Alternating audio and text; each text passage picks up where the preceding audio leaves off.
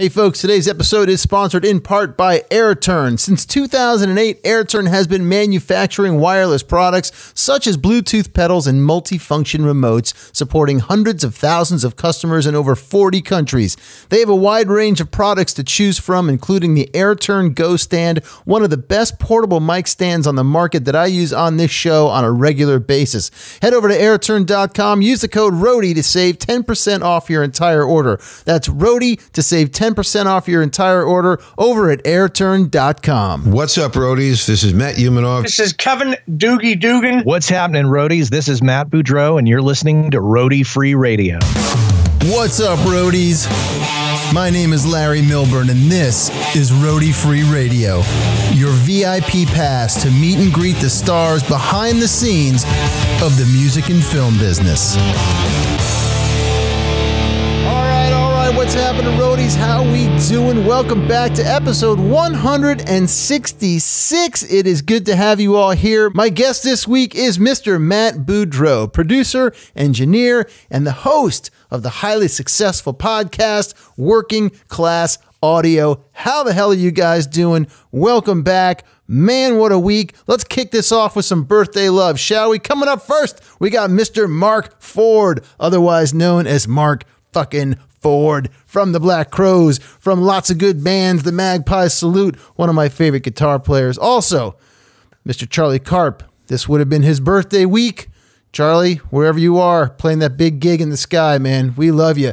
Chris Graham, happy birthday to you, sir. Stephen, Charlie Cohen, woo! Happy birthday to all of you guys. And a happy post-Easter to all of you listeners out there right now. How have you been?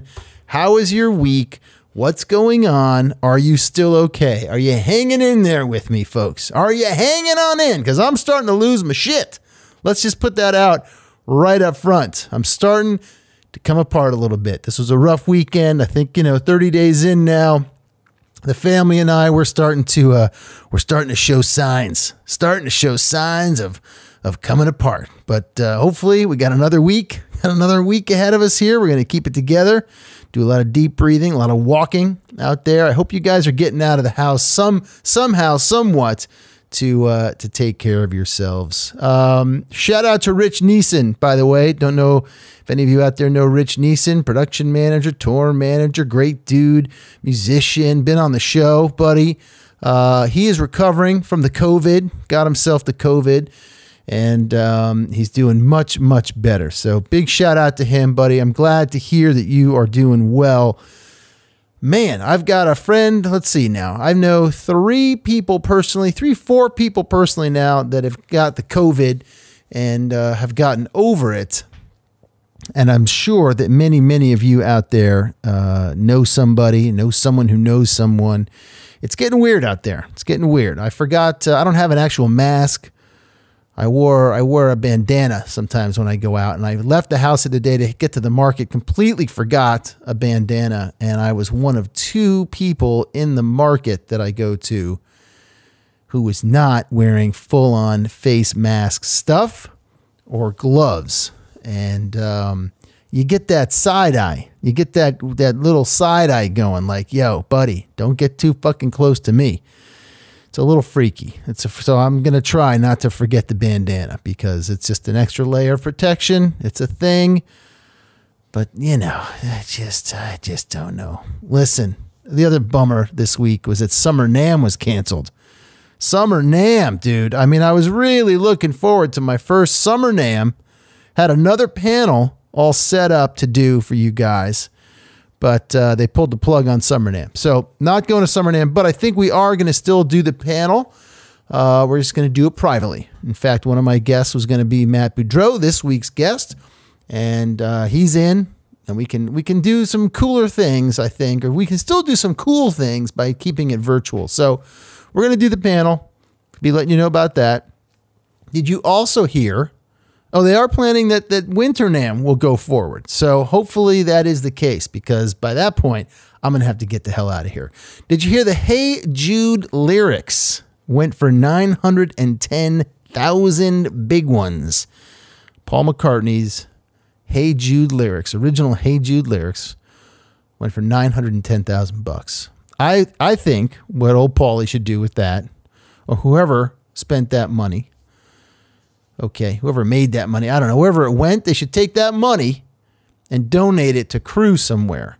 That's what I believe that they should do. Speaking of live music crews, please go and check out Support Live Music Cruise, started by Charles Twilling, a former guest on the show, and Mindy Larkin.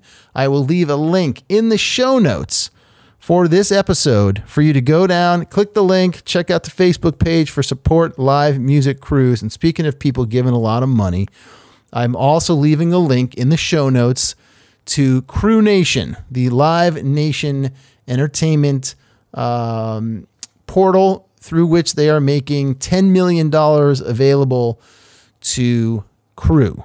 Now, they are giving $5 million. And then after that, Live Nation is matching dollar for dollar up to $5 million to support touring crews around the world. So head over. I'm going to leave a link to that as well, but basically go over to livenationentertainment.com/Crew Nation. You can learn more all about that they're providing. I think it's super cool, and I'm glad to see people are stepping up. A lot of bands, a lot of artists out there are offering their merch. All sales from their merch site go to supporting their particular crew members, and I think that is very cool. So whatever we can do for each other to step up, I think is a fantastic thing. John Prine, we lost John Prine this week.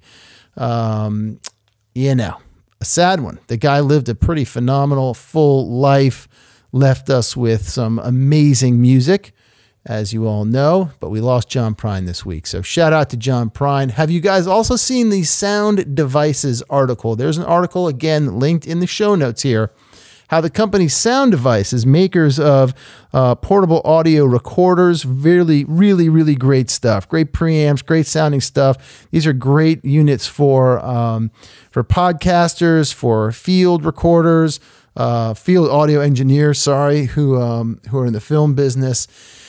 And they switched over their company in this time to start making personal protective devices, face masks, stuff like that. So really cool stuff about them. Check out the article there. Also want to give a shout out to the Tangiers Blues Band. You guys may have seen this past week when I did my promo for this episode. I gave a shout out to Tangiers Blues Band and Gary Clark Jr. They did a live stream from the Egremont Barn in Massachusetts.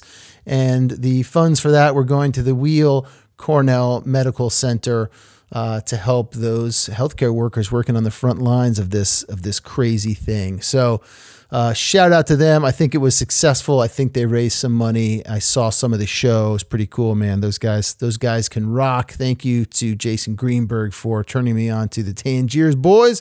In fact, we're going to have Chris Ciani coming up on the show in just a couple of weeks, so stay tuned for that one. Also, if you are looking for something to watch and you don't want to go down the trail of watching our friends over at Joe Exotic on Netflix, I highly suggest you check out the TJ Hoffman film Roadie, called Roadie, My Documentary. You can find this film over at roadiemydocumentary.com, and it is all about TJ's life on the road and just what it means to be on the road, to be a roadie. Are you a roadie? Are you a tech? All that good stuff, and surviving on the road. Hey, I mentioned last week that we've got a new sponsor, and that sponsor is Lens Rentals. They are the largest online rental provider for photography, videography, and lighting equipment and accessories in the United States. They carry camera bodies and lenses in every format from every major manufacturer, and all the audio, lighting, and support accessories needed to cover any kind of shoot, from a family holiday card to a commercial advertising job. All of the equipment purchase is sold within 2 years, so customers are assured their stock is always in like-new condition, and they've got killer customer service. Guys, they don't just have camera gear, they've got lighting gear, they've got accessories, they also have audio gear. They don't have a full, it's not like going to a production company, okay? But they've got some mics, they've got some boards, they've got some cool stuff. And right now, if you use the code ROADIE15, all caps, ROADIE15, you get yourself 15% off. Everyone's jumping on the live stream bandwagon right now. I suggest you do too. If you don't want to go out and buy a bunch of gear, head over to Lens Rentals, pick up some gear, try it out, get some mics, Put yourself on screen, on camera, and let the world see you, man. Check it out. Roadie15 over at lensrentals.com. That is the company that I use to get all my stuff. And they've just, like I said, they've got killer customer service. So big shout out to them. Thank you so much for sponsoring the show. Guys, there are only a few days left, by the way. April 17th is the deadline for the Focusrite Podcast Studio Makeover. They will award 3 podcasters with a complete studio makeover valued at over $2,300 each, and the chance for you and your podcast to be featured in a video project produced by Focusrite. Plus, they're going to give you a ton of gear. Plus, they're going to give you some great exposure. You got to make a video. You got to do some things. There is a link in the show notes to get to the Focusrite Podcast Studio Makeover. But do it quick, man, because April 17th is the deadline. Speaking of podcast studio makeovers, I wanted to let you guys know one thing as well, and that is that I'm going to start some podcast consulting. If you are interested in starting a podcast, you don't quite know where to go, you've got some ideas, you just need a little help focusing that down, hit me up, info@roadiefreeradio.com.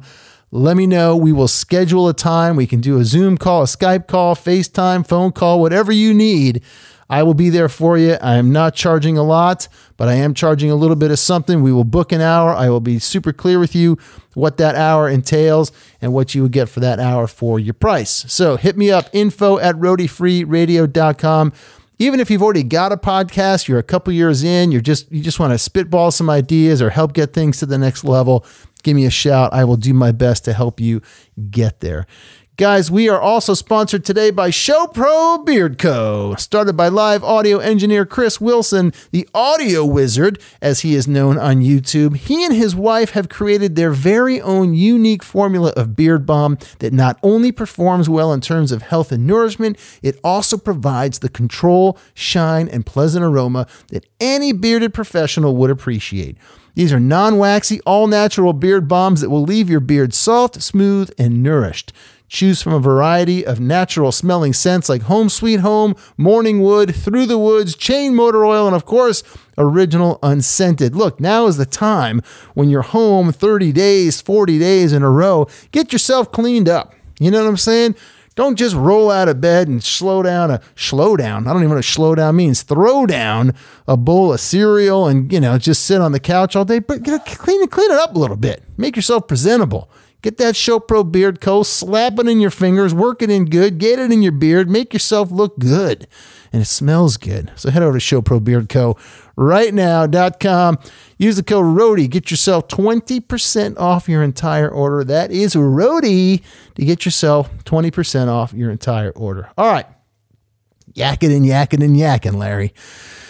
This week's guest is Matt Boudreau, producer, engineer, successful podcast host of Working Class Audio. I'll tell you, I met Matt through Liz Shaw, who is also a host of a podcast. You may know it, called Recording Studio Rockstars. And Matt is a good dude. Matt and I have had some deep conversations.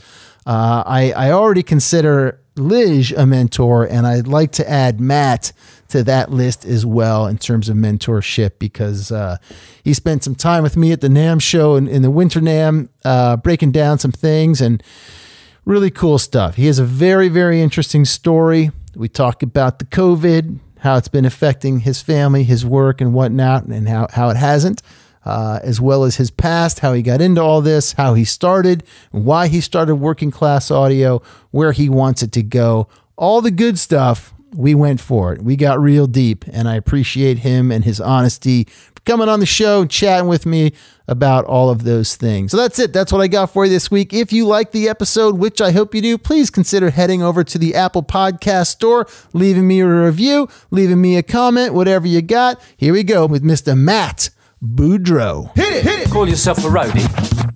Call yourself a roadie. Call yourself a roadie. Well, how are you? I'm okay. It's been, as we were talking, it's been a bit of a hectic time for me, which is good.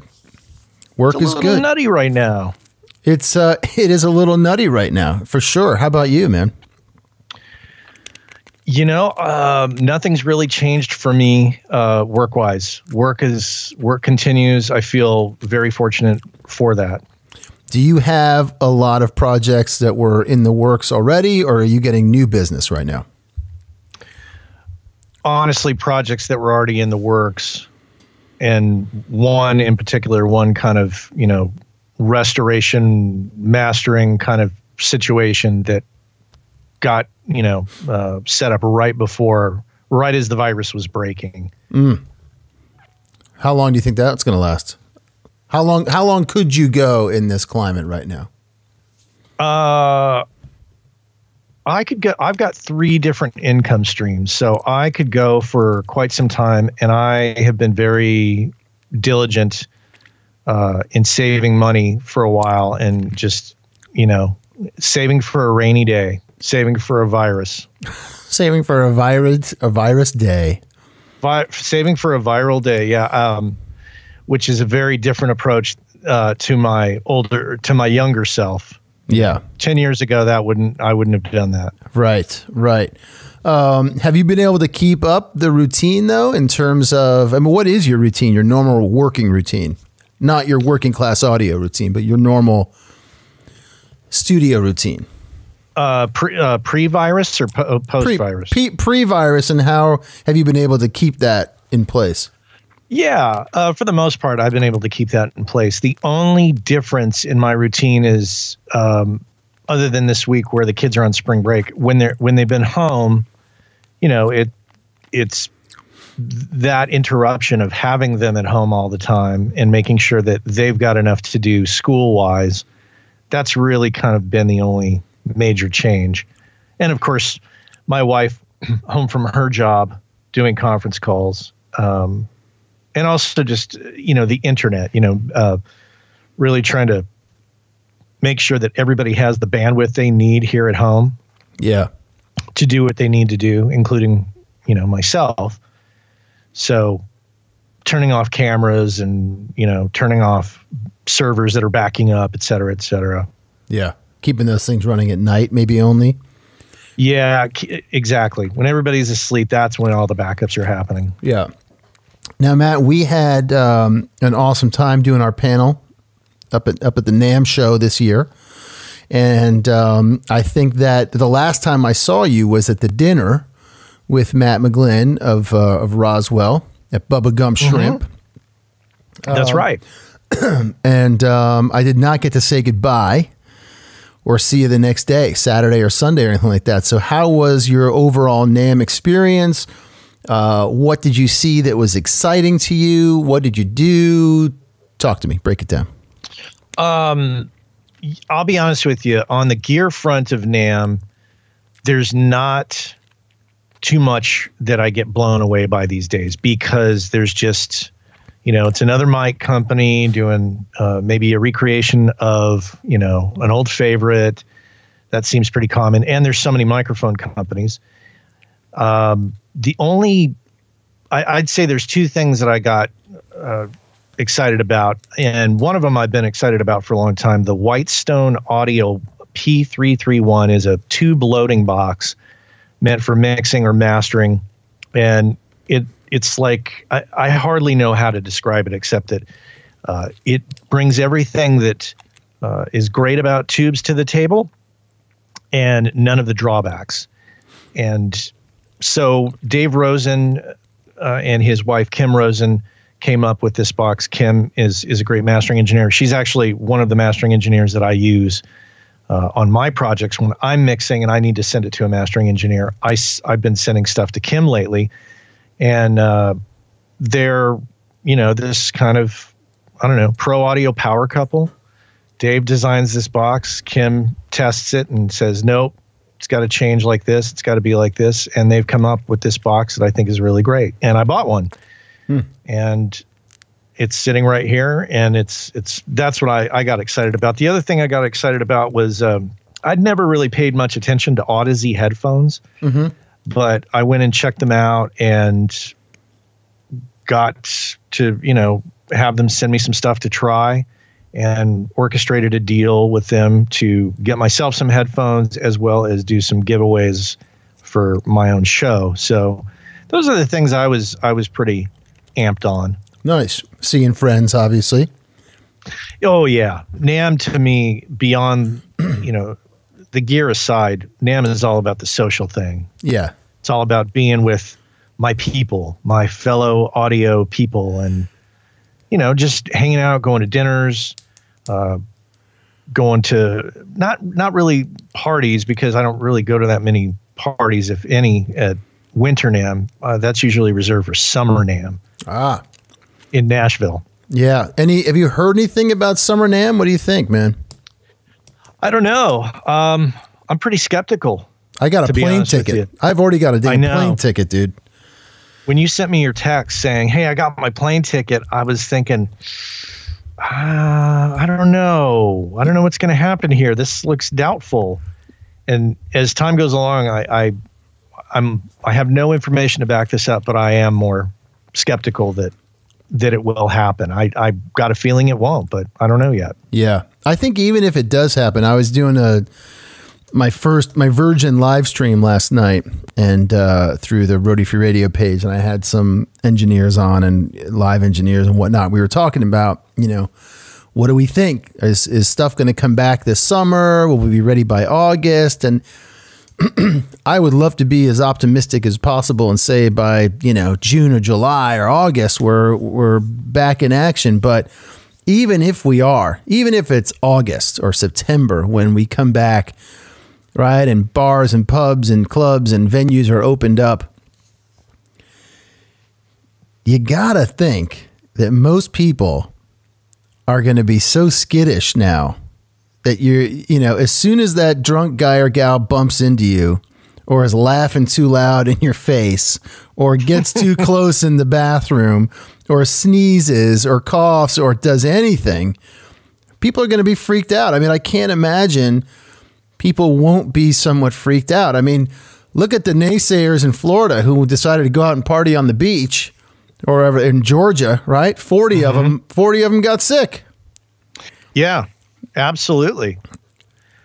I think people's behaviors will change dramatically, and I'm certainly no expert, but I am definitely going to be curious and fascinated to watch how those behaviors change. Will we shake hands anymore? Will we kind of naturally give each other a little more space? Yeah. When we're in the same room. Yeah. I think that. And will some of us wear masks? Right. I think some of that stuff will certainly happen, but I hope that the thing, I don't know if you've experienced this, but up where we are, we're in a pretty rural area of Connecticut. So people are out, and we have the influx of the New Yorkers who come up. We have them anyway around late spring, summer into fall, and then by Thanksgiving, they pretty much head back to wherever they're going, but a lot of weekenders and whatnot. So we've had that influx during this time of people coming up here and renting houses. The rental market up here has gone ridiculously through the roof. And, some hoarding and whatnot, and a lot of dog walking and, just more activity than you would normally see. We have beautiful trails up here, and those are just crowded. But what I find with all of that I hope goes away is that side-eye suspicious look that I feel like everybody's giving. I was in a market yesterday, and you're just conscious of like people, man. And, and they're just all kind of looking at you through that side-eye thing of like, don't get too close, motherfucker. Exactly. Get back off. People in my, people in my experience out here have, like if you're walking down the sidewalk, people just kind of naturally part ways, and they, but to counteract that, I notice at least people here in Northern California where I live are, kind of giving you the way of like, hey, how you doing? Right. Like, sorry, I'm going to get away from you, but hello. Right. You're up in Lafayette, yeah? Lafayette, yeah, which is about 10 miles east of Oakland, California. That's right. About six minutes away from Walnut Creek, for those that know the area. Near Orinda. Orinda, right. Yeah. Yep. We are like, if we could probably go up, I don't know, a tenth of a mile and be in Orinda. Yeah, it's beautiful up there. It's a friendly area anyway. I think I told you when I was working on a Bloomfield documentary, Mike Bloomfield documentary years ago, I stayed up in Orinda at a buddy's place, and they took me to Lafayette for the day. And very cute town, man. It's cute little spot up there. How'd you guys end up in there?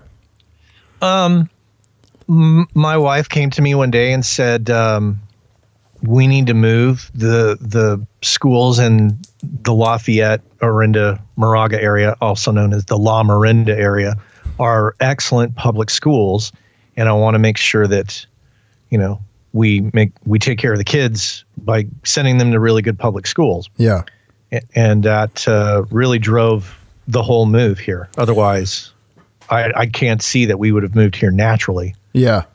Let me ask you this. As I just described this New Yorker flight or fleeing up here to the suburbs, I've got to imagine that there's been some of that out to the surrounding areas of San Francisco and Oakland, right? For you guys, are you seeing a lot of that too? That's been going on for a while. Yeah. Because the cost of living, in San Francisco is beyond.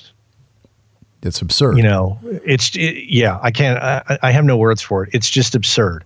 So, but that carries through out here too, in the burbs. It's pretty expensive out here. Yeah. Our house is shot up in value since we bought in, I want to say 2011. And we couldn't afford to move back. Like, if we left and try to come back, we couldn't get back in. Yeah. But have you seen this influx in the last month of No. people trying to flee the city and get, rent something out, a little out of the city? Not that I'm aware of, but that's in part because I'm home and, kind of somewhat isolated. Yeah.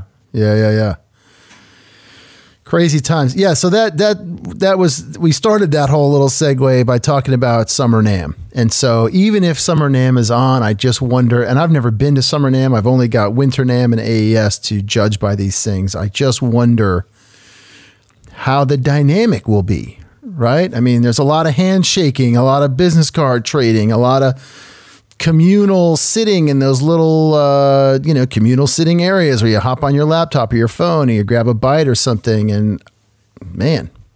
Well, my experience of Summer NAMM compared to Winter NAMM is that Summer NAMM it's much smaller. It's like a postage stamp compared to Winter NAMM in terms of the physical size of the conference. Yeah.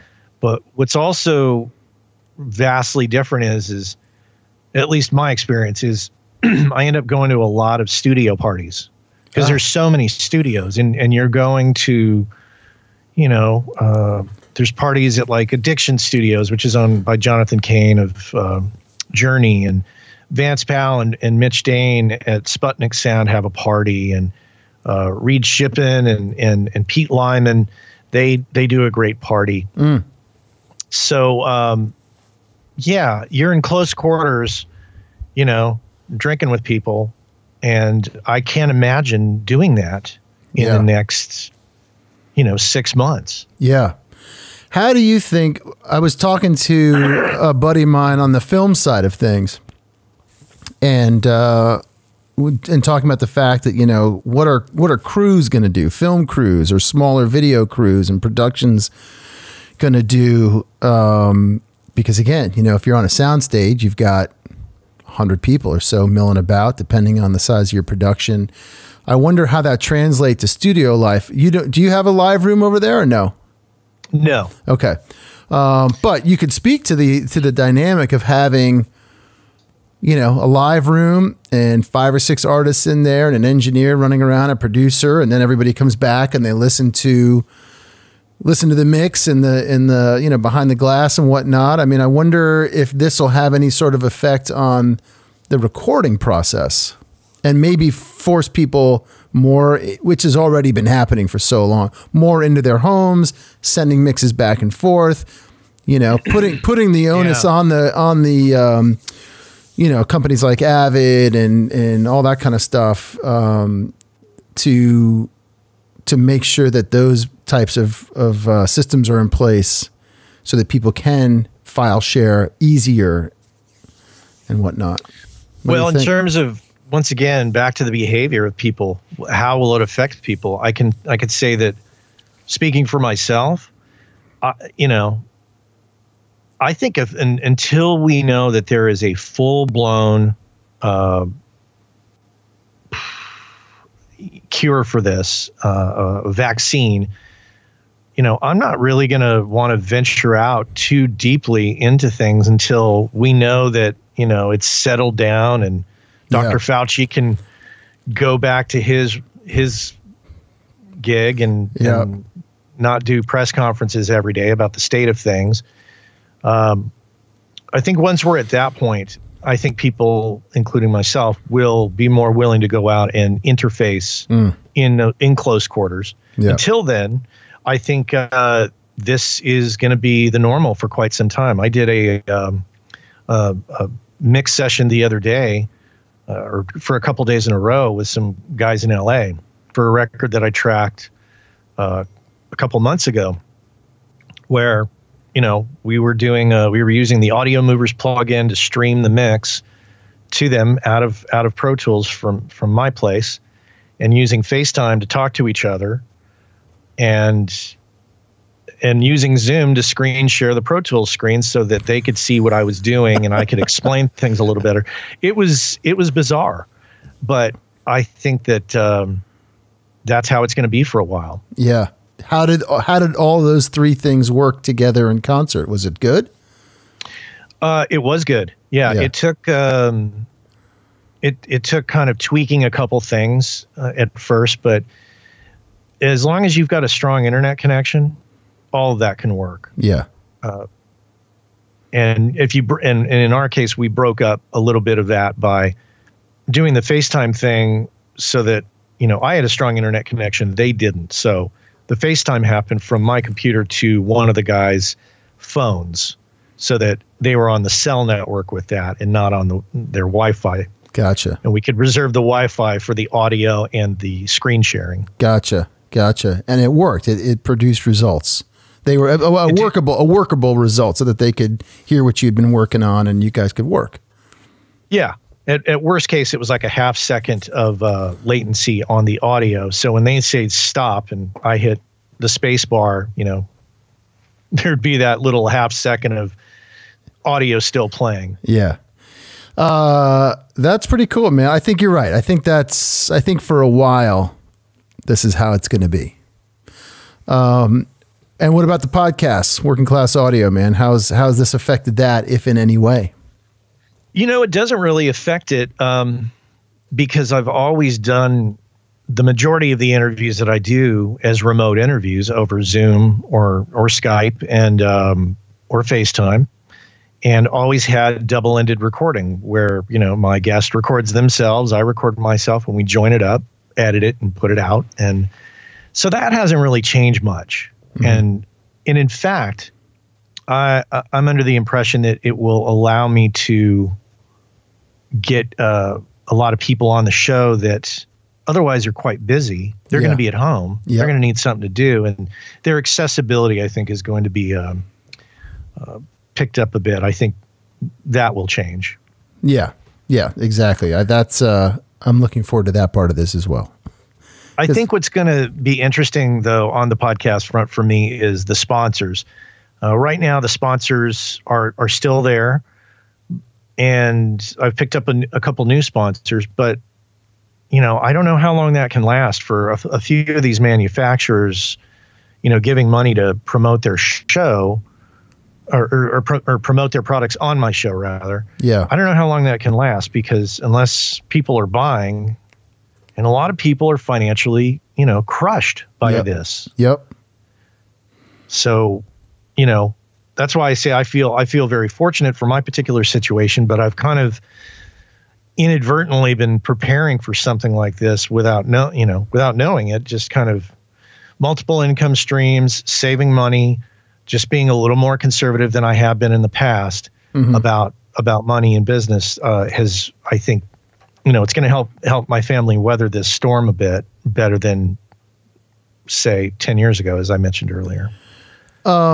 without, giving too much personal information, I think it's important to hit on that multiple income stream idea right now. And a lot of creators out there and creatives have tapped into having multiple income streams, but there are a lot of people that don't, right? A lot of my base, let's say, they go out and tour. That's what they do. That ends. They got nothing else.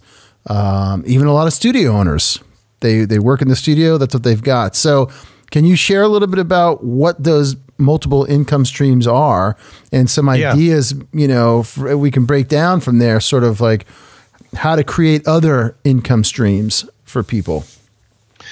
Well, the first part of that is I'll lay out what my income streams are and how that works. So I do audio work. So I mix and I master, and I do some audio cleanup work here and there for, sometimes it's videographers who have, something crucial and the audio got sabotaged and they need help in cleaning it up, or it's a law enforcement agency with undercover recordings that need cleaning up. That's not so much these days. I've done that in the past. How did you get into that? I have an old friend who works at the San Francisco Public Defender's Office.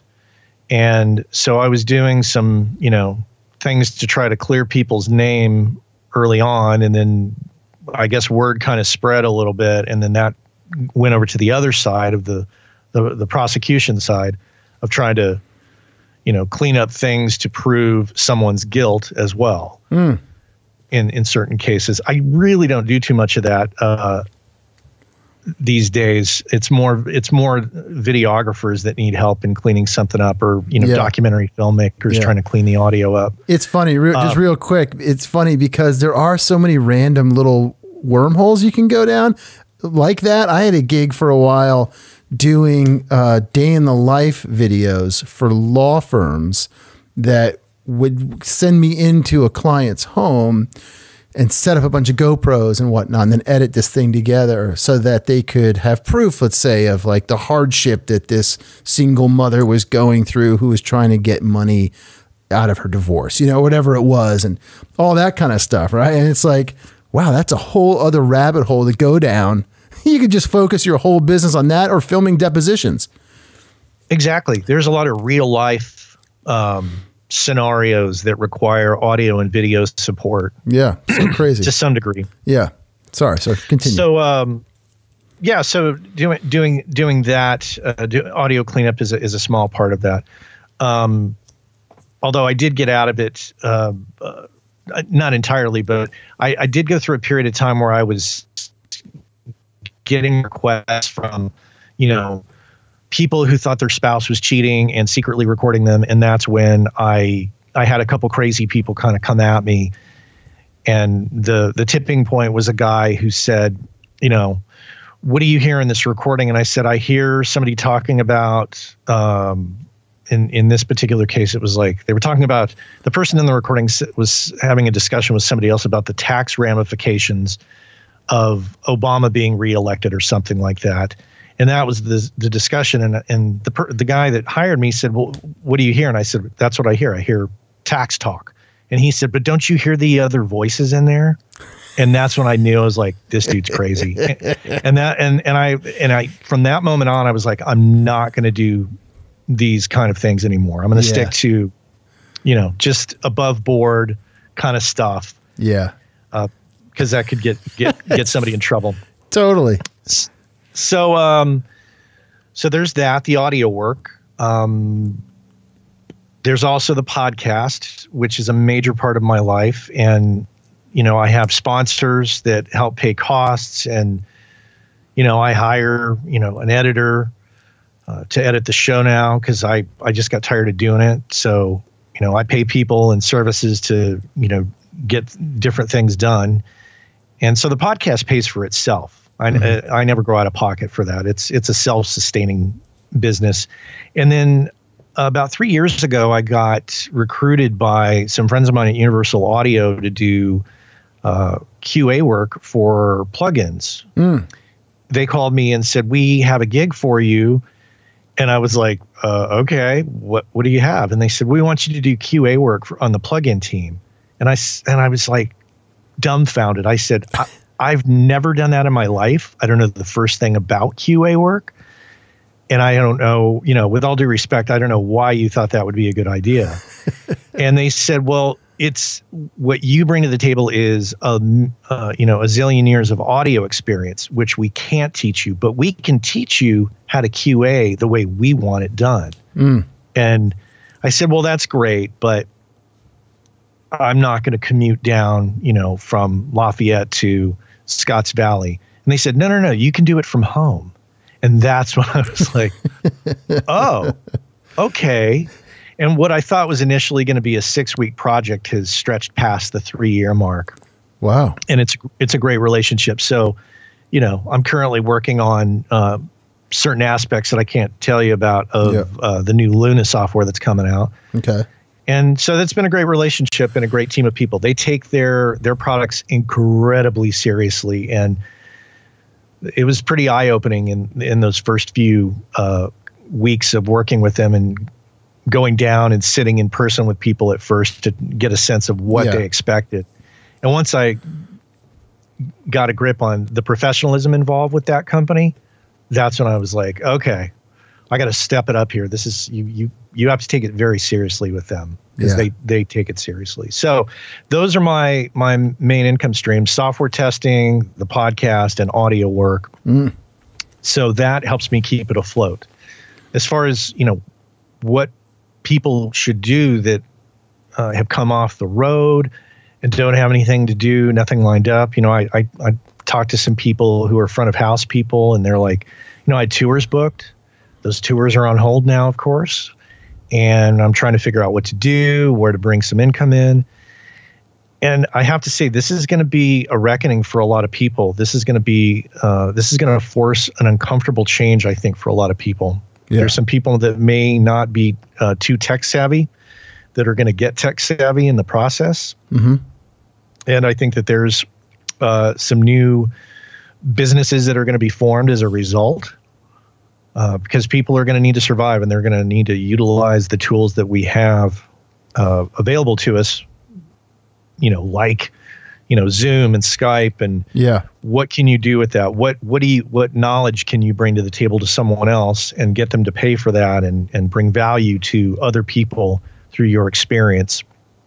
And I think we're going to see a huge increase in podcasts happening, because people are going to say, well, I'm at home, I might as well start a podcast, and they're going to figure out their niche and how to monetize it, and hopefully that will work for them. But it's going to be rough for a lot of people for a little while they figure it out. Yeah.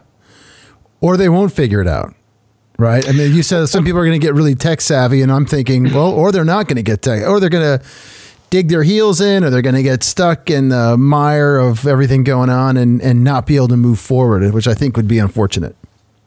I do too. And I think, first of all, there's, if you've been doing something else that you take great pride in, like maybe you've been part of the road crew of a band for the last 10, 15 years, and you don't know anything else. I don't think that there is any shame in going out and getting a temp job, whether it's working at a grocery store, because we all know grocery stores are open, or working at some place that currently will give you income and work in this environment. There's no shame in that whatsoever. And if you got to go, apply for a job at your Safeway or Trader Joe's or whatever grocery store you've got, do it. Protect yourself, of course, in the process, but it can be figured out. But it's going to take some people not saying, I don't know what I'm going to do. I need to, people can't dig their heels in and say, I'm stuck. I'm going to just wait for the government to send me a check. I just don't think that that's the way to go. Right. And I think certainly moving forward, when things do get back to normal, that is also the time to say, okay, what were the holes in my system prior to this, right? And what did this event expose my strengths and weaknesses in my systems that were in place? And then perhaps try to figure out that second or third revenue stream to get going. Right when tours get back on, okay, cool. So I'm back doing that front of house or production managing, whatever it is. But on the side, now I've also started this thing. Absolutely. I think this is the time to, people have the time to sit and evaluate. And like you said, where are the holes in my system? And, maybe those gigs that people had before may continue 6 months or a year down the road for them. But in that time period, they can use the available time they have to create some other income streams that will continue on and complement their other gigs that hopefully will pick up for them. Yeah. But, it's not going to be easy. I'm very empathetic to the situation with people. And I know that there's a lot of people freaking out right now. My heart goes out to them, and I hope that they stay strong and figure it out in this time, because, we're going to get on the other side of this. It's just what you do with your situation now to make the best of it is really key. Yeah, for sure. All right, let's switch gears, man, and get off the doom and gloom, because we've been there for a bit. And let's go back in your journey a bit. I know you started out as a musician, touring musician, recording musician, right? Playing drums. That's your main thing. When did you start playing the drums? I started playing the drums in the 6th grade, and it was pretty straight ahead. We had a band director trying to assign instruments to everybody based on whatever agenda she had. And she came to me and she said, "Boudreau, you're going to play trumpet." And I was like, that's not cool. I want to play drums. And so she said, "If you have any questions, raise your hand." And so I raised my hand and she said, "Yes." And I said something like, "I don't want to play trumpet." And she said, "Why not?" I said, "Because I'm going to play the drums." And that just that firmness early on, the squeaky wheel there, I made it happen. So I ended up playing drums, and, that set everything in motion for the future. Nice. And so that was the 6th grade. Fast forward, now you're in high school, college, at least, right? And you're doing bands already.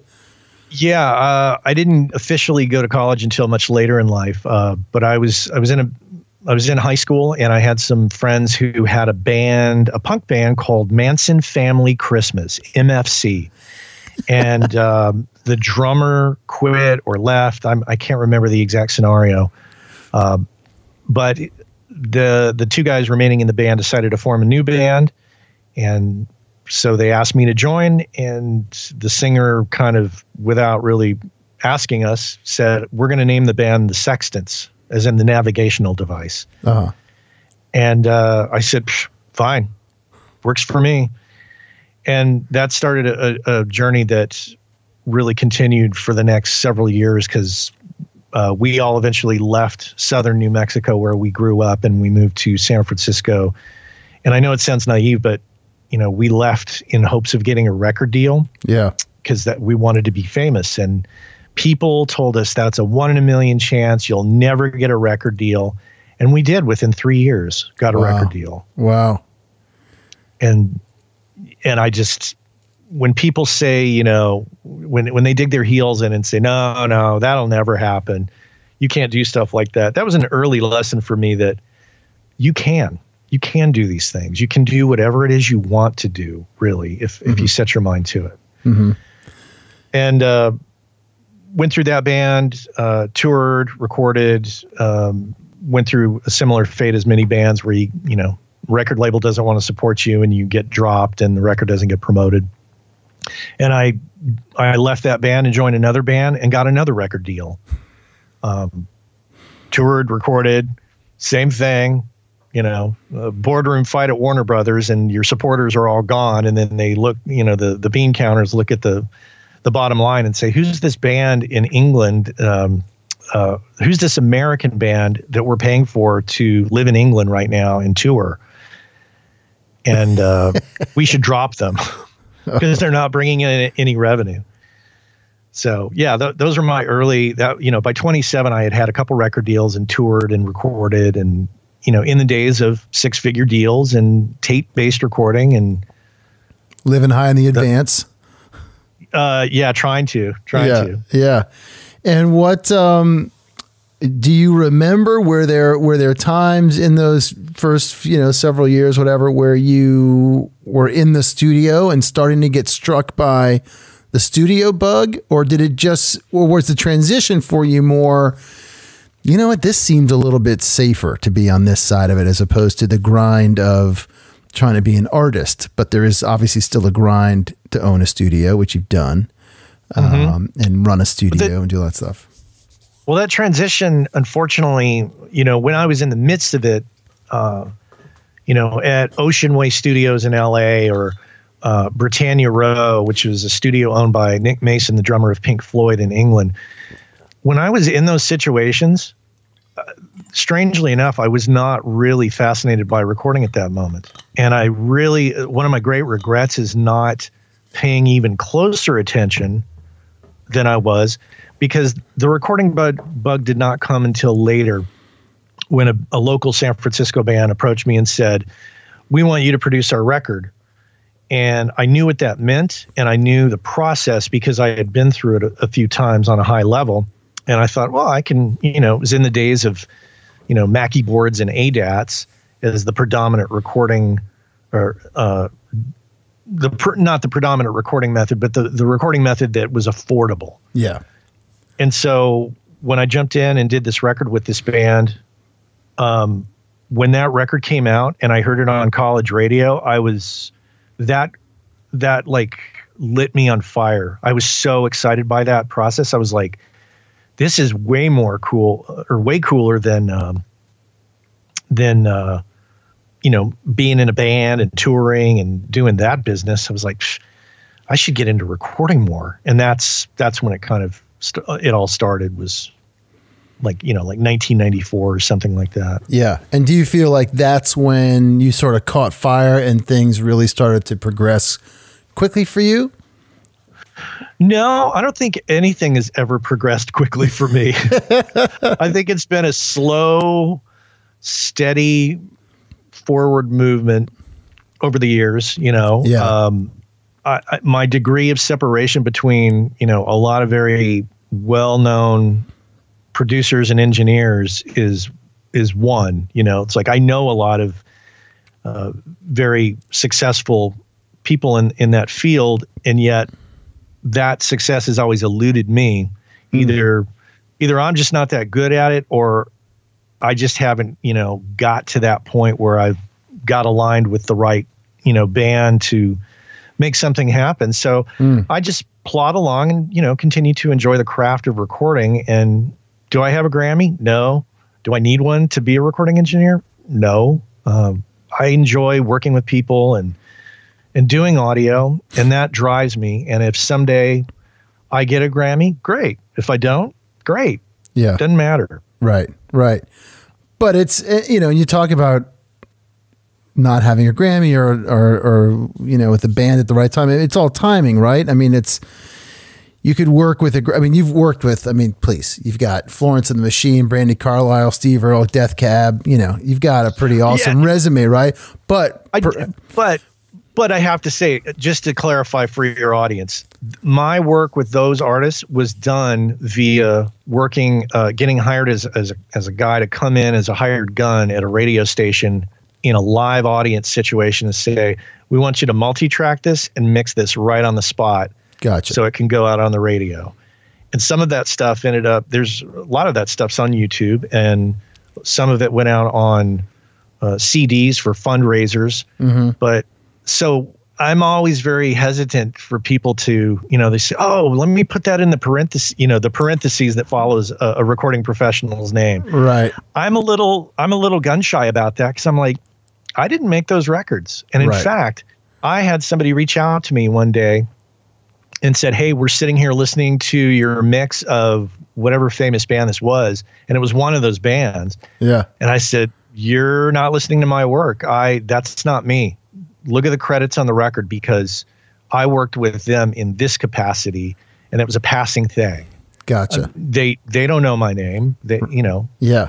So I try to be very transparent and upfront about that, because I don't want to mislead people and say, oh yeah, sure I've worked with Florence and the Machine. But when it comes to, you know, the success of a record, let's say, I mean, that's so, you know, it's so open to so many different things to happen that you could work as a producer for your entire career. And for whatever reason, that one record you worked on with those artists at the time just didn't click, but you had a great body of work, and that's something to be proud of, right?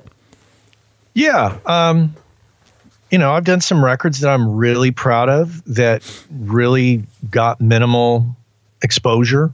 And then I've done some records that I'm not proud of that also got no exposure. So I'm glad for that. They've balanced out. The universe balances it out, right? Where are you most comfortable in terms of mixing, engineering, producing? Which hat, or do you love it all? You know, I think I love it all, but I think my favorite is mixing. I think mixing is really what I enjoy doing the most. And mastering works for the older life, the older version of me down the road lifestyle. Whereas, you know, I don't need anybody around to do that. I can do it. And, you know, I'm no Bob Ludwig. I haven't been doing it all my life, but I have a competence of it and a full understanding of it. I don't know, you know, there's a lot of strange, I don't know what the proper word is. There's a lot of strange judgment, I think, in the world of mastering. You know, there's mastering engineers who that's all they do. Yeah. But I've met some mix engineers who are well known who master as well. There's just like there's a stigma. I think some mastering engineers do not think unless you've been doing mastering all your life or something, or that's all you do, that you shouldn't be doing it. And I disagree. I think that if you can bring value to the end result for the artist as a mastering engineer with the knowledge you have, then by all means dig in, go do it. As long as the artist is happy and you're doing justice to the product at the end. Yeah. Do you have, well, I got a couple in this zone.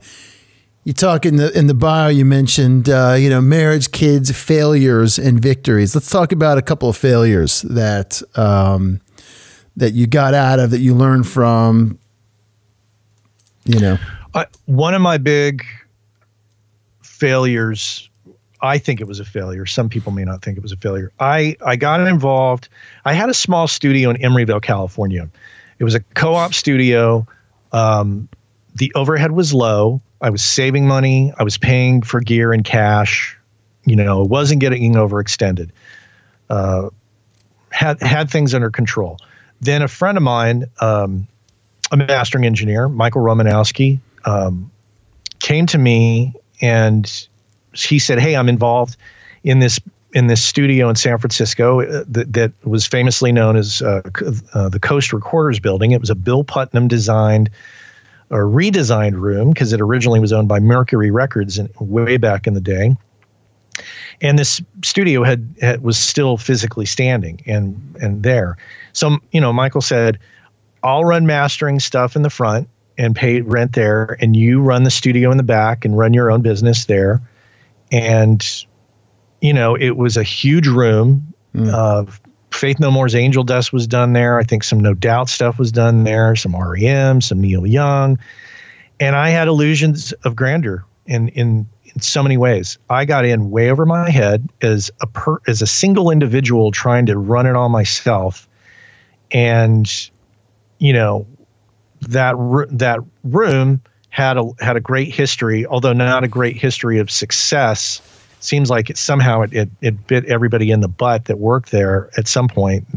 But I think that one of the best times that that studio had as a business was under the control of Philip Steer, who was, I believe, in the band Consolidated, and Craig Sylvie, really great recording engineer. They ran it under the name Toast at one point. And that's when they had all these great 90s artists in there. And Jakir King had worked out of there at that period of time. That was, to me, one of the best times for that studio. Where it was, I could clearly see, the track record of success. Then I came, many years later after it had changed hands, and I was sucking at it. I got in right at the top of the financial crisis of 2007, and so that was going against me. My business sense was horrible. That was going against me, and I stopped saving money. I was getting behind on paying for things and bouncing checks to the landlord, and it just got out of control. And it really put a lot of pressure on my family and me and Michael, because he's a partner in the building, and here I am bouncing checks to the landlord, and it just got to a real bad point there where the business was barely coming in, and I had to take everything and anything that came in the door for any reason whatsoever. And that's not a good position to be in. Yeah. Was his part was his mastering part doing okay? Yeah. He was doing fine. He had a steady stream of mastering clients, and he has what Vance Powell jokingly says is he's got that mastering money. So, he was charging a pretty, good hourly rate for his work, excuse me, and doing a great job. Let me clear my throat here. Yes. I'll edit that out. Okay. Or I won't edit it out. I'll clear it out and the audio will continue. So the lease was going to be up for renewal in about a year from where I was at. And I came to Michael and I just said, I got to get out. I can't stay here. I can't renew this lease. I can't keep going. It's gonna bankrupt me. It could really sabotage my marriage if I keep doing this, because it's not sustainable. And he was very gracious. He said, okay, family comes first. This is what we'll do. Let's figure our way out of this. And so he and I and some friends figured out a way to get me off the lease and get another friend of ours in there who had more money and better business sense than I did. And I got out. And so I was in from, June of 2007 to December of 2012. Or actually, yeah. I think it was like probably, January 2012, January 1st, I was done. I was out of there. Wow. And that's when I just I had to look in the mirror and go, okay, man, you screwed this up. This wasn't working, and you need to kind of retool, and you need to reapproach everything with a fresh perspective. How'd you do that? Boy, I just had to really evaluate the holes in my system, a lot like people are having to do now. I just had to look in the mirror and go, okay, I have the wrong relationship with money to begin with. I need to not be so cavalier about it. I've got a family and I need to be able to tow my own weight. My wife has been a diligent corporate warrior for many years, and she, did things, in my opinion, the right way. And I was doing it the wrong way. And that's not fair. That's not an equal marriage. So I really had to work on how I dealt with things and grow up a lot, really. There I was, late in life and still going, okay, it's time to grow up. So there's a lot of maturity that really had to happen there. And as a result, I created Working Class Audio because I thought I need to figure out what other people are doing. How are they surviving? What are their decision-making processes like? And so I was like, I'm going to create a podcast and start asking questions, and it will give me a license to get in touch with people and ask them some brutally honest questions about life and business in the world of audio. So when was this transition? Just so I'm clear. Or when did you start Working Class? I started Working Class Audio in 2014. So it took a couple years. Wow. I ended up selling a lot of gear in that time that I had, reducing my setup and starting to rethink like, okay, you don't need a big studio to mix. Maybe I need to get into mastering as well. I was trying to generate, I was coming into the realization that A, you need different income streams. B, you need to have a different relationship with the money that you do make. Mm-hmm. And so it was like 2012 to 2014 was this growth period. And I started early, before the podcast, I started to think of it in terms of, I need to stop thinking I need to do things on such this highfalutin kind of high level. I gotta manage this in a more working class fashion. And that's when I thought of, like a working class audio fashion. And that's when it all started to kind of slowly come to fruition in my mind. And then that's when I created Working Class Audio. And then that's when it just started to really blossom and open up. It's funny. I'm sort of chuckling over here because the way you sort of framed the story at first was, you know, this meltdown and this feelings of guilt, I guess, or shame, whatever you want to call it, with your wife and being the corporate warrior and everything and feeling like you got to man up. So you decided to start a podcast. I'm just wondering how that went over. Well, here's a very funny and not so funny thing is, you know, I didn't actually, for the first year, I didn't tell my wife I was working on a podcast. So that there was a bit, because she asked me at one point, she said, you know, you have a lot of ideas and work on a lot of different things, and some of them work out and some of them don't. And I can't be on the emotional roller coaster of, oh, this is going to work out. Oh, it's not going to work out. And so she said, when you have things solid, tell me about it then. Don't tell me about every, you know, mini event in between. Right. And so it wasn't until I got the first check from a sponsor that I said, you know, hey, I just got this check. Here's what I've been doing. Here's what this means. And she was like, right on, you know, way That's to go. Awesome. And then, awesome. Then it just snowballed from there. And the success of it has been, you know, I've been fortunate for its success. Yeah. Yeah. I did the same thing. The first year of the show, I was like, this is going to be great. Cause I started out of a downturn of work. I was telling you, I think I told you, or maybe I talked about it at our panel, whatever. I had come off a bunch of work video wise, big clients and whatnot. And I thought, oh, it's great. I'm going to bounce right into the next phase of all this. And nothing happened. And I had the idea for the podcast for a while prior to that. And when no work picked up, I was like, well, this is a good time to start a podcast. And then I started loving doing the podcast. And so every interview, I'd be like, I got to go do an interview. And it was great and all this and that. And she was like, oh, are you getting paid to drive into the city right now to go and park your car in a garage and blah, blah, blah, blah, blah. And I was like, no. She's like, but okay, so where's the work? So I realized after a while, because of course I was looking for her validation to do this thing, right? I was like, oh, I'm just not going to tell her.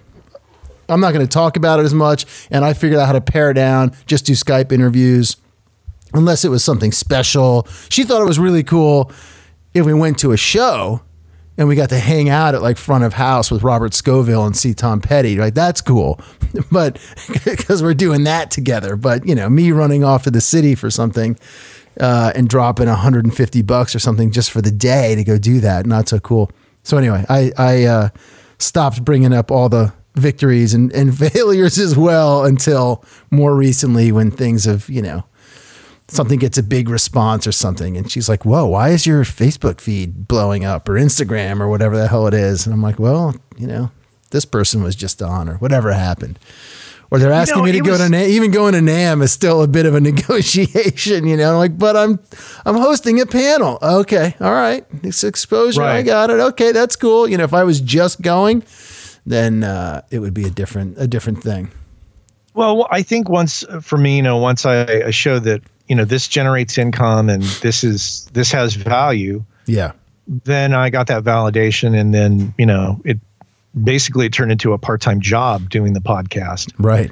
And just kind of like a little personal side note to all of this is that, where I live here in Lafayette, there's a lot of very successful people. There's a lot of very wealthy people. There's a lot of hedge fund managers and executives and people running their own businesses that really, if I didn't have kids, I really wouldn't know about them. But because I do have kids, I meet a lot of dads and moms who are really successful at what they do in all these different things. And when you spend time with those people in social situations, whether it's Cub Scouts or school functions, you start, I hate to say it, but you start to compare yourself a little bit to that, and you think, am I doing the right thing here?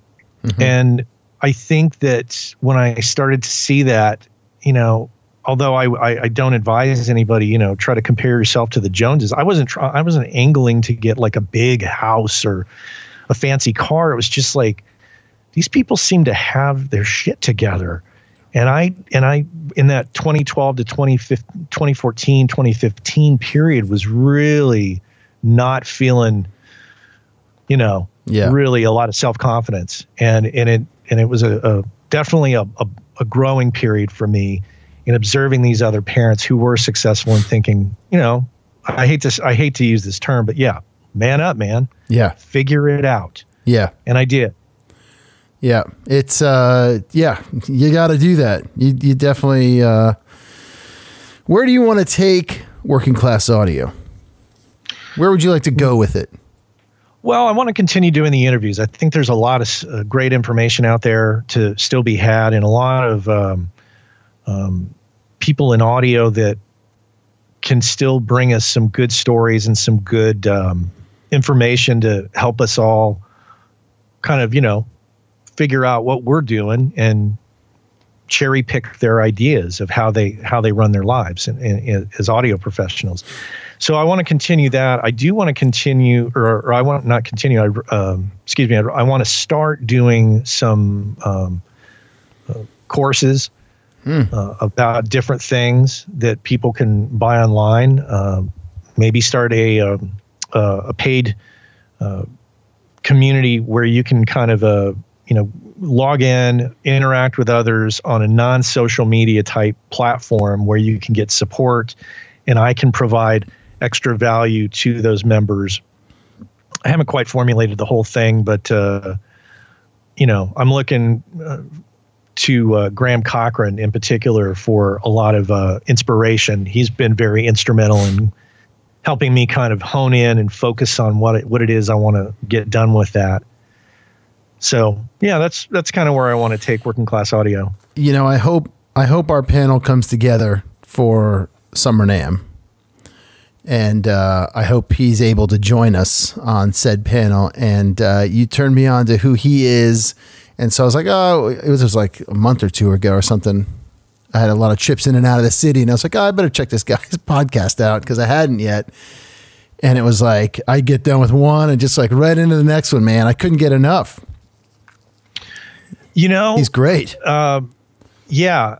He really aesthetically, when I first started getting turned on to what Graham does, I wasn't 100% on board with it, but it took like a few instances of, just taking a deep dive really into what he's offering, and then meeting him in person and realizing this guy is a sincere guy who's a good person, and we have slightly different backgrounds, and that's okay. So yeah, I'm a devotee, if you will, and I get a lot of inspiration from him. Yeah. And we're going to start bringing it on home because I know you got to get to work now. Coffee's in full effect, and I got to get on to the next thing, man. But how do you get out of, if you have them, how do you get out of any ruts or tired tricks, your normal bag of tricks in the studio? How do you break out of that or get out of a rut in the studio? When we're talking ruts, are we talking about just like, oh, here we are doing the same routine, same thing? Yeah. And I'll just reach for the same fucking plug-in that I use every time because I know it works. Right. Right. How do you shake yourself out of that?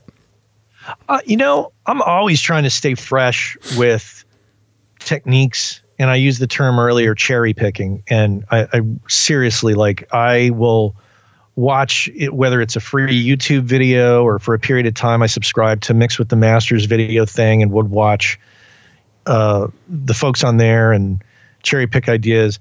There's always some new thing somebody's doing. And I think the key thing for, I'm 50, so I am not afraid to check out somebody younger than me. And I think that's important. I think if you always think you're the smartest person in the room with the most experience and nothing to learn, you're screwed. Yeah. So you have to realize that younger, smarter, faster, better people are on your heels, and they're coming up and they're doing great stuff. Mm-hmm. And so I really try to pay attention to other people's stuff that aren't necessarily the tried and true older generation who have been successful. I try to, pay attention to other things, other videos. And it could be some, 20-year-old guy in his bedroom on YouTube doing some video that I might watch for a bit. And if I think it's bullshit, I'll bypass it. But if I start to sense, there's something going on here, I should pay attention. That's when I catch some interesting creative ideas that made me go, oh yeah, I'll try that. Yeah. That's a good way to go. Yeah. That's inspirational. Yep. And that is the great part of sort of the technology that we have these days and YouTube and whatnot, is that, because before you'd have to somehow get out there and seek that out in person. Right. But now you can, from the comfort of your home, do that. And it's like a big online learning class for everybody. I do the same thing, man. I mean, I have a ton of my sort of stable YouTubers that I watch, and then I'll go down some rabbit holes if I'm looking for something in particular. And it's good stuff. All right, I'm gonna end you with this. My new ending, not so new. Lay it on me. Time traveling. We're gonna time travel, dude. I love time travel concepts. Good. Here we go. Let's take you back. Let's take the Matt we got now and go back to the guy 2012 who's walking out of the studio. You've gotten out of the lease. You feel your life is in shambles. Yeah. You're feeling about, 1 inch high off the ground. And you get to meet that guy at the park and sit with him on a bench. What do you say to him? I would say, look, all is not, too bad, really. Here's what you need to be thinking about doing. You need to think about reestablishing your mindset about many different things. Your mindset about business and money and relationships, where you want to go. And you're going to have to go through a bit of a struggle and, piece your income together for a while and do some gigs that, are not going to be fun, which we didn't even get into that. I've done some gigs that I was just like, this is not the way I want to lead the rest of my life, but this will get me through for now. And I would just try to, inspire that younger version of me into retooling how they think and how they approach things. And it kind of comes a little bit back to this, where we're at with this virus. Obviously some people have lost their lives. Some people are struggling, and it's very hard. But at the same time, it's how you look at all of this. If you choose to see the bad in something it's not going to really benefit you. You got to find the silver lining. You got to find the pockets of goodness in all of it and figure out what good can come out of this. What are the positive things that can come out of this? Because if you get into a situation where life becomes dire, that's probably the only thing that's going to save you, really, is finding the happiness in it, the learning moment, or the teaching moment in the whole thing. So it comes back to mindset, really, Larry. You gotta change your mindset to be open and open to learning and open to growing in order to get over the hump. That's awesome. I fully agree. And I would just also add probably that you have to allow the space for that reflection. Right? Because I think a lot of times, I know I've done it in the past, and until I've gotten older, you just bounce. You're just fucking bouncing from one thing to the next. Victory, failure, whatever it is. And you're not necessarily, unless you're sort of deeply connected to something, I think, you kind of bounce and you don't allow for that space to say, wait a minute, I gotta take a breath here. You don't allow for the space to take a breath, to borrow from my yogi training, and to be self-reflective. And to understand that this is a moment in time. This is not long lasting unless you take unless you close yourself down from that potential teaching moment. This is going to pass. This too shall pass, as they say. Right. That's one of those sayings on the board that's just like, oh God, if I hear that one more time. But it does, and it right. It's like the one now that we are all in this together. Right? People are getting tired of that one, but we are, and because I have to imagine, Matt, that when you were going through that stuff and you left the studio and everything, you must have thought somewhere in there, I'm never going to fucking work again. No one's going to want to work with me, right? You have those deep seated. Maybe you didn't. I would. I have.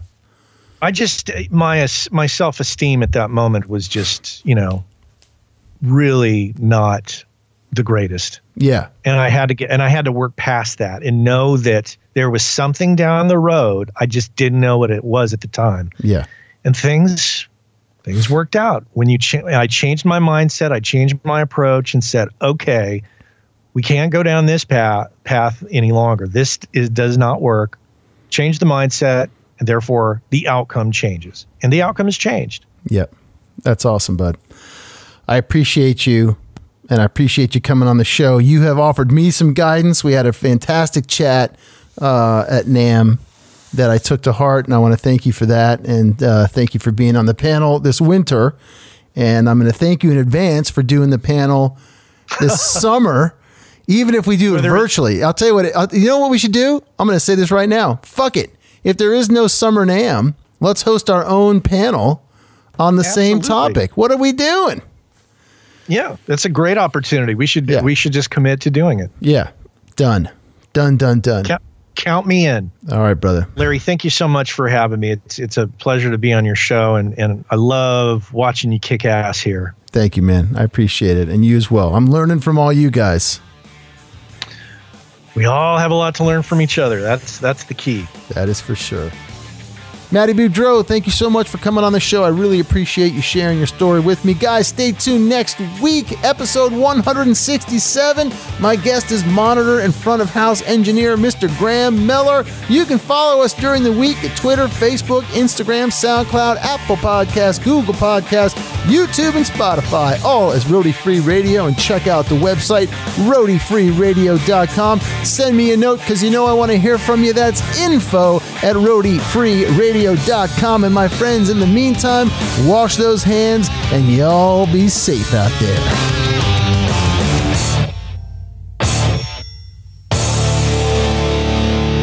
No roadies, no rock and roll.